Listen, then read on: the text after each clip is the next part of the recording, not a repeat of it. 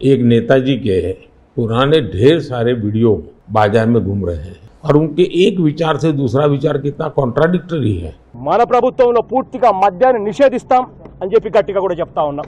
ఖచ్చితంగా సిపిఎస్ ను రద్దు చేస్తాం। 25కి 25 ఎంపీ స్థానాలు మనమే గెలుచుకుందాము।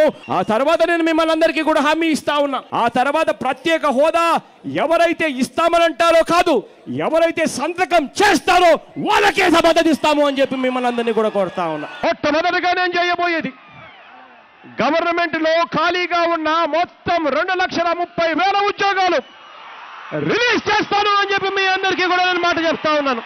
ఏ ఆపరేషన్ చేయించుకోవాలన్నా కూడా ప్రతి పేదవాడు కూడా సగర్వంగా పడేలా చెప్తా ఉన్నా। ఏ ఆపరేషన్ చేయించుకోవాలన్నా కూడా పేదవాడు బెంగళూరుకు పోయినా పర్వాలేదు, చెన్నైకి పోయినా పర్వాలేదు, హైదరాబాద్కు పోయినా పర్వాలేదు, ఎక్కడికి పోయినా కూడా పర్వాలేదు, మంచి హాస్పిటల్లో పేదవాడికి ఉచితంగా ఆపరేషన్ చేయించి ఇంటికి చిరునవ్వుతో పంపిస్తామని చెప్పి మీ అందరికీ చెప్తా ఉన్నా।